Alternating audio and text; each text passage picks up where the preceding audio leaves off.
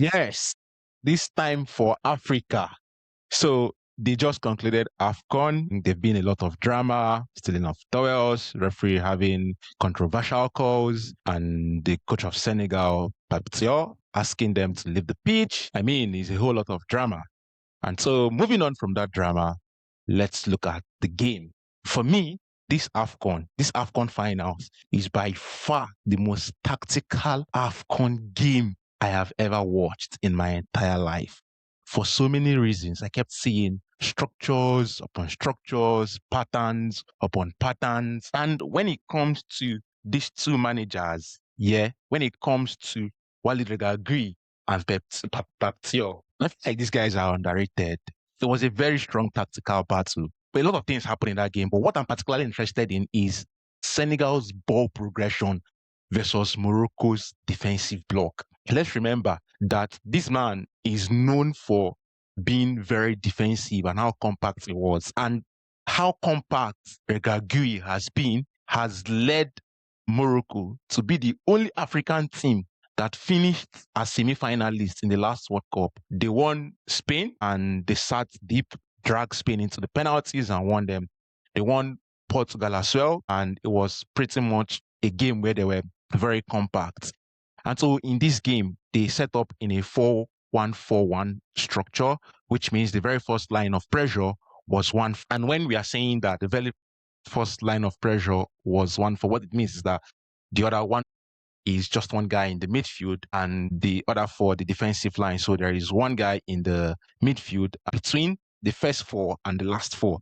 And so, but something was point of entry for them. When Senegal is getting closer to the midfield, when they want to assess the middle third, that's when they start getting aggressive, start jumping on Senegal. But when they are still like in the defensive third, when Senegal is in their defensive third, Morocco was quite quiet.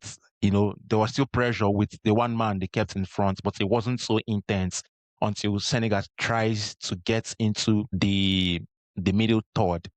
And you can see that the structure protects the central zone. So which means they were denying Senegal central access. You can see that the wide zones are still have little spaces there. You can play from there. So they are tilting towards the central zone.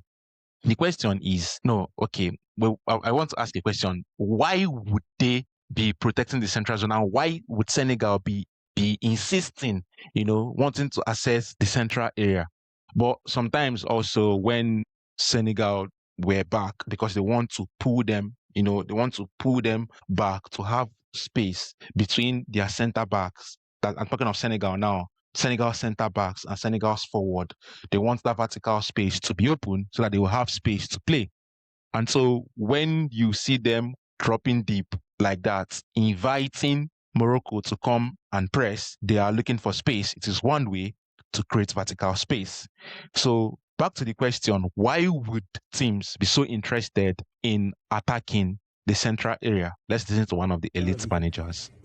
Para que no hagan un contraataque, cuidado a pasar el balón por dentro. Claro, entonces, de manera de cuento, cuidado, vale, está la compra.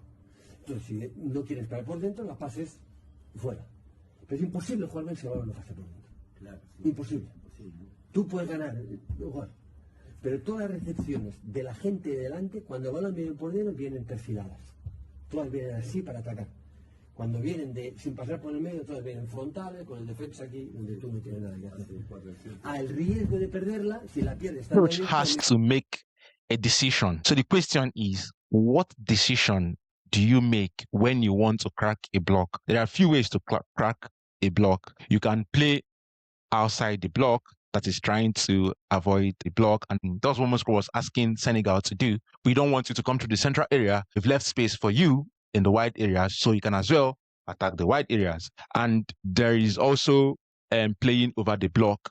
And this one is way better when you have targetsmen, and Diedroba, Osimhen, you play it to them, they control it, they hold it, and wait for their teammates to come so that they can continue play, or you can play it into the space for a forward who might be a winger, and so he runs into the space to pick it.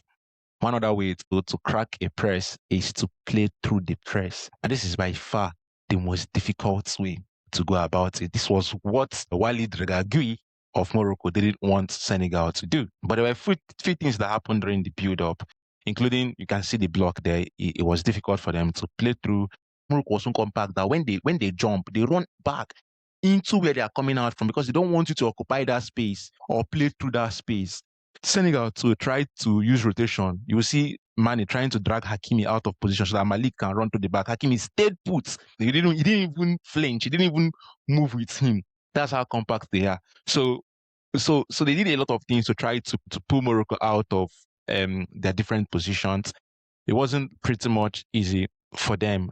And that was why they didn't settle in so well. They didn't enjoy a lot of settled possession in the game. As a matter of fact, their goals, their chance, the tons of chances that Senegal created in that game has come from attacking transition. Attacking transition, because that's when Morocco is vulnerable. So they lose the ball, and now they are open, and Senegal has seen the chance to play quick and hurt them. As a matter of fact, the goal that decided the match was from an attacking transition.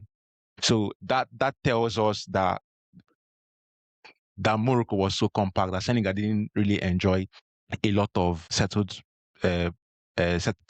possession. So they did a lot of things also to, you would see that Mendy was occupying Abdes as really there to allow them to play into Ndiaye. And one other thing I wanted to say was, you see that the Moroccans they are communicating a lot in the pitch. You see the centre back, Mansi, the left centre back, who is calling for people for his teammates to be aware of where people are. And also Elani saying that Mandy has a lot of space. So this is just to emphasize how defensively aware the team is. The fact that he considered just one goal prior to it's not a fluke, but Senegal had to come up with other plans to be able to win that. So they had to come out with other plans to be able to win this game. One of them was staggered lines, rather than staying in a straight position that would make them have few people to pass to, especially for the fact that Morocco is going to be on them. And so they staggered their lines. And apart from staggering their lines, they also had a lot of rotations upon rotations.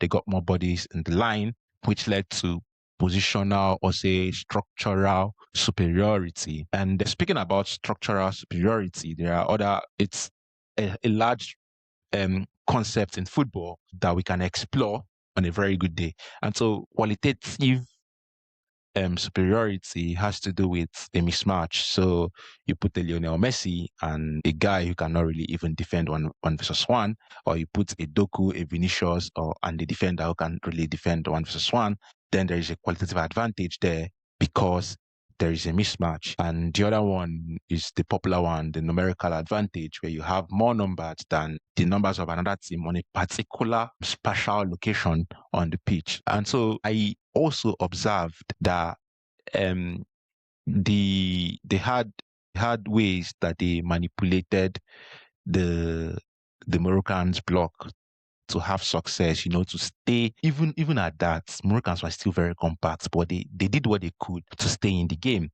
Another one is third man run, and all these things were pretty much to create space. Did they create space? Were they able to create space?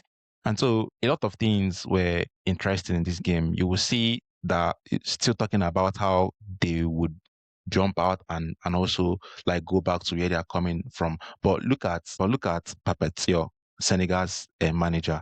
He is asking them for rotation upon rotation. You will see he's asking them for decoy movements back and forth or front and back. He needs them to do those things, to also start pulling Morocco out of position. So they started doing these things, including occupying the Moroccans, like pinning the fullbacks, pinning the centre backs. You see Ndiaye is there pinning Mazzari.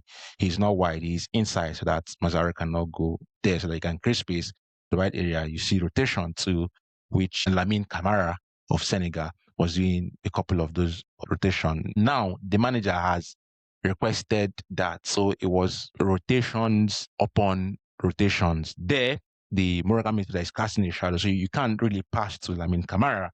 But Pepe Gueye steps in, to disrupt that. Now the Morocco guy has jumped and there is space for Lamine Camara to play one touch and play their in. So the truth is that in this particular game, they had to do all of these things, that we made mention, manipulation and exploitation, as well as instilling that positional structural superiority to be able to play through Morocco. And so they started enjoying settled possession. In this settled possession, we could see a few things that even if you're watching, like now, Pep Gueye is calling for calm.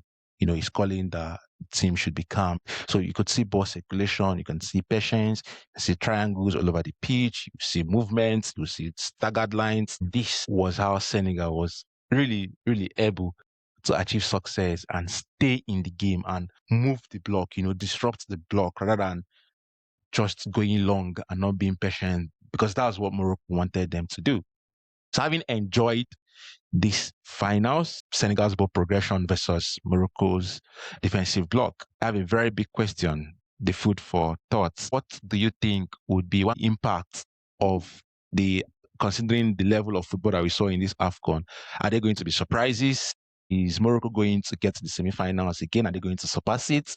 Would there be an African team that would say this is the first African team that got to the finals? Senegal is now the defending champions, given the teams that are coming for these competitions, or is it still going to be the story that we usually have? Let me know what you think.